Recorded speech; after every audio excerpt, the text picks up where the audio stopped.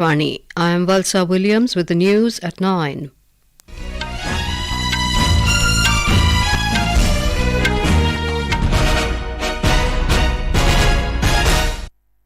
The headlines.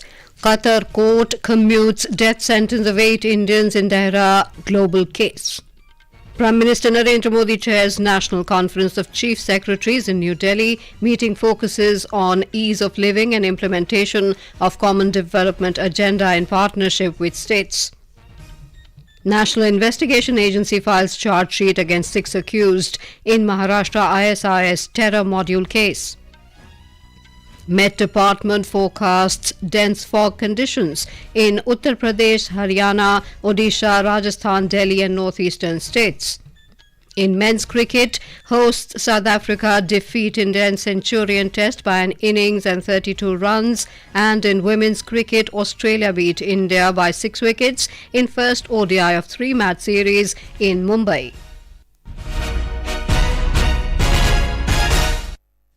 The death sentences of 8 Indians in Qatar have been commuted. In a statement, the Ministry of External Affairs said it has noted the verdict of the Court of Appeal of Qatar in the Dahra Global case today, in which the sentences have been reduced. The ministry said the detailed judgment is awaited and it is in close touch with the legal team as well as the family members to decide on the next steps.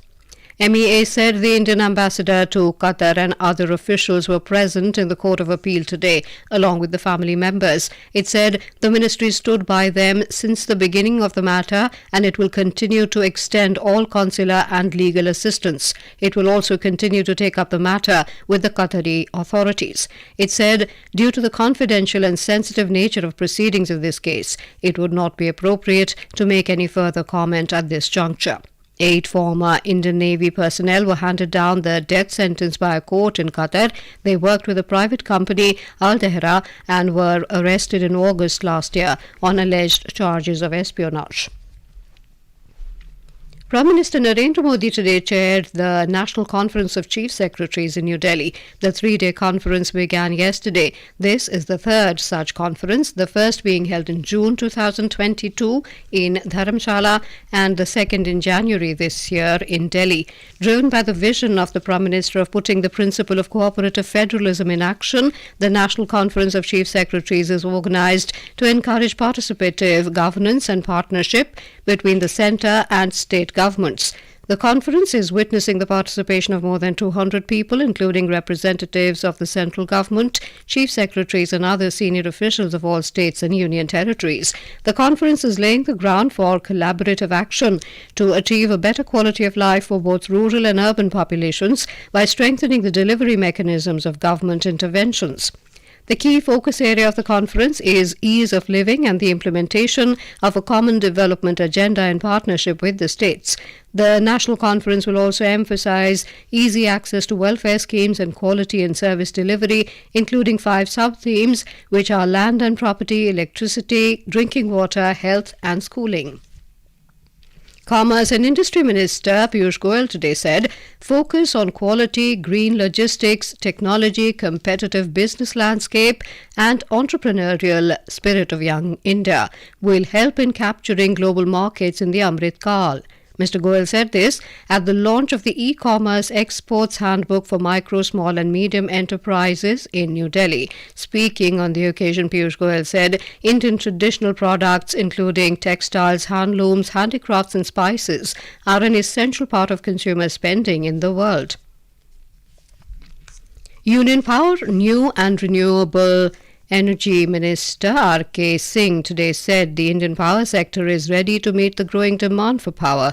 The demand for power has increased by 70% in the last 9 years. The minister was addressing the audience after inaugurating the Vishram Sadan by Power Grid Corporation of India Limited at the National Institute of Medical Health and Neurosciences Nimhans campus in Bengaluru today. He said the Power Grid Corporation of India Limited is the single largest profit-making grid in the world.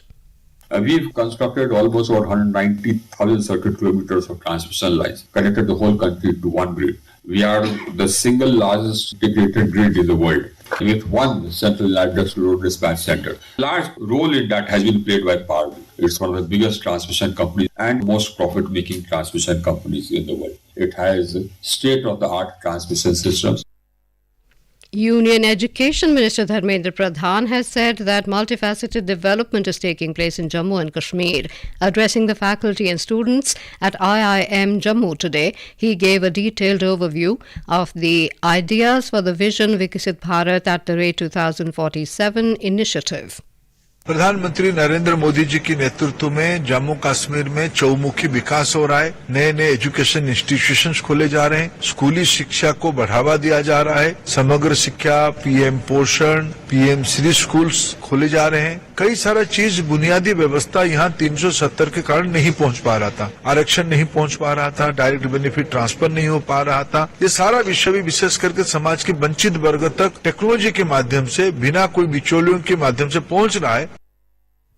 Union Minister of Jal Shakti Gajendra Singh Shekhawat held a meeting with Haryana Chief Minister Manohar Lal and Punjab CM Bhagwant Mann in Chandigarh today. The meeting was called to discuss the long-standing Satluj-Yamuna link canal issue. Mr. Shekhawat expressed concern over the diminishing groundwater levels in both states and emphasized the necessity for concerted efforts to address this concern. The Madhya Pradesh government has transferred Guna Collector Tarun Rathi, SP Vijay Kumar Khatri and Principal Secretary of the Transport Department and suspended District Regional Transport Officer and Chief Municipal Officer in connection with last night's bus accident in Guna. Our Bhopal correspondent reports a 4-member committee has been formed for an impartial investigation into the mishap. The investigation committee will submit its report in 3 days. Chief Minister Dr. Mohan Yadav has said that instructions have been given to take strict action against those responsible for the accident. All collectors and superintendents of police have been asked to be cautious in case of vehicles driving without permit. Senior officials of the Transport Department have also been asked to take responsibility and take strict action. President Draupadi Murmu, Vice President Jagdeep Dhankar and Prime Minister Narendra Modi have expressed condolences to those who have lost their family members in the accident. This is Akashvani giving you the news. For quick news updates around the clock, follow us on our Twitter handle at AIR News Alerts. The National Investigation Agency has filed a charge sheet against 6 accused in the Maharashtra ISIS terror module case. The NIA, in its investigation, has found links of a larger conspiracy with international connections and even the involvement of a complex network active in propagating ISIS ideology in India. The accused were charge-sheeted before the NIA Special Court in Mumbai today under various sections of the Unlawful Activities Prevention Act UAPA and Indian Penal Code IPC. They were allegedly engaged in actively propagating the violent and extremist ideology of the Islamic State of Iraq and Syria ISIS and carrying out acts preparatory to terrorist violence through the recruitment of individuals to the organization and its cause. The NIA said the accused were arrested in July during multiple raids conducted by the NIA in Maharashtra. A tripartite accord will be signed between the Centre Assam Government and United Liberation Front of Assam Alpha tomorrow.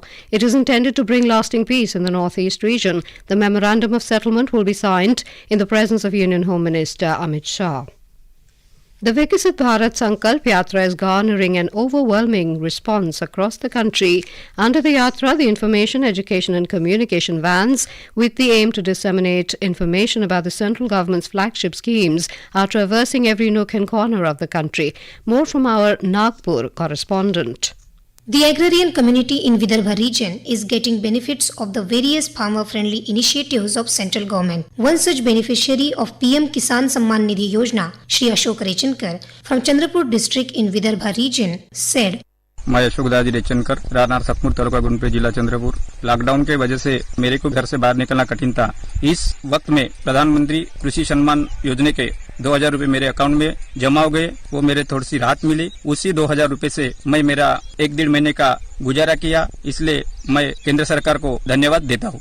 Thus, Viksit Bharat Sankalpa Yatra is bringing a sigh of relief for distressed farmers in Vidarbha region of Maharashtra. Namrata Phalke, Akashvani News, Nagpur. In Jammu and Kashmir, Central Bureau of Communication, Ministry of Information and Broadcasting, in collaboration with District Administration Poonch, organised the Viksit Bharat Sankalp Yatra program at Surankot, wherein many locals of the area participated. On the occasion, beneficiaries shared their stories under Meri Kahani, Meri Zubani segment. मेरा नाम मोहम्मद फारूक है। मैं Surankote ward number 1 में रहता हूँ। मुझे मकान की बहुत दिक्कत थी, जिसमें मोदी साहब ने मुझे मकान दिया है और मैं एक रेडी वाला हूँ, रेडी भी चलाता हूँ, रेडी का लोन भी दिया है।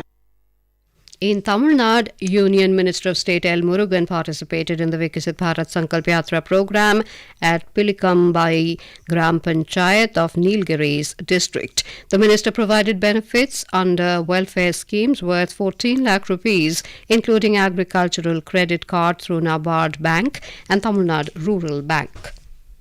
The Indian equity market is poised to end the year in the green for the 8th time in a row, despite headwinds such as rising interest rates, bank collapses in the US, geopolitical crisis emerging from 2 ongoing wars, rising crude prices, and a slowdown in the Chinese economy. A report from the business desk.